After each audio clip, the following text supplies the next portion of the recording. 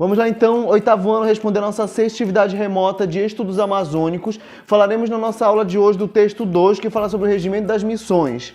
Sobre o regimento das missões, sabemos que a metrópole portuguesa precisava de ajuda das ordens religiosas para manter e expandir a ocupação do território amazônico. A ação dos missionários permitiu, por exemplo, que a ocupação da região se desse para muito além do Tratado de Tordesilhas. Falávamos anteriormente, por exemplo, que o Tratado de Tordesilhas deixava o território brasileiro muito pequeno e o regimento das missões permitia então que essas ordens religiosas avançassem, no caso portuguesas, avançassem para dentro do território espanhol que não pertencia mais aos portugueses. Então os ex-portugueses, os missionários portugueses, poderiam avançar dentro do território espanhol, no caso que estava fora do Tratado de Tordesilhas, que era um território muito pequeno. Os missionários eram responsáveis pelo ensinamento religioso católico aos indígenas. Isso também era muito importante para a conquista portuguesa para os europeus.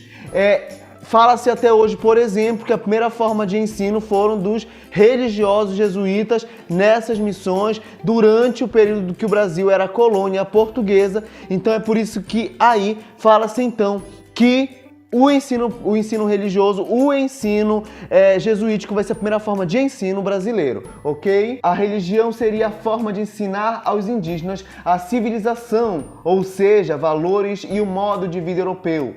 O regimento das missões determinava também que os indígenas descidos deveriam passar pelo menos 2 anos nos aldeamentos sob o controle dos missionários, antes de serem distribuídos.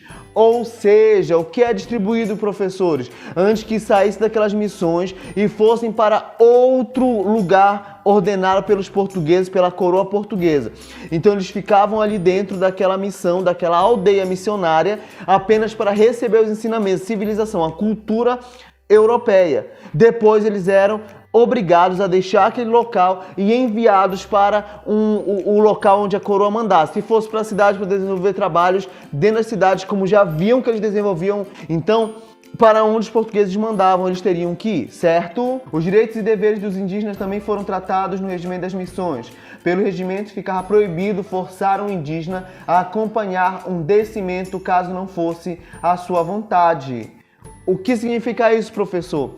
Em muitos casos, os indígenas iam pelos descimentos. Gente, descimento, nós temos que entender o descimento, que é a busca, até mesmo captura daquele indígena da sua tribo, do seu local de vivência, de onde nasceu, morou, para uma aldeia indígena, para uma aldeia missionária, para uma aldeia jesuítica. Em muitos casos, quem guiava o indígena, quem guiava o religioso para dentro dessa área, dessa floresta, para encontrar outros indígenas, para descer para essas missões, era o próprio indígena.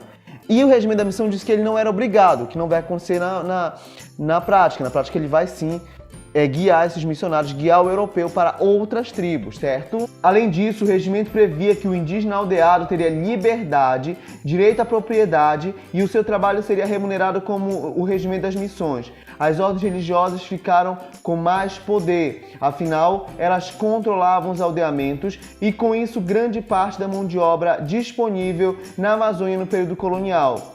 Isso aconteceu porque os missionários ainda eram importantes para garantir a ocupação do território amazônico.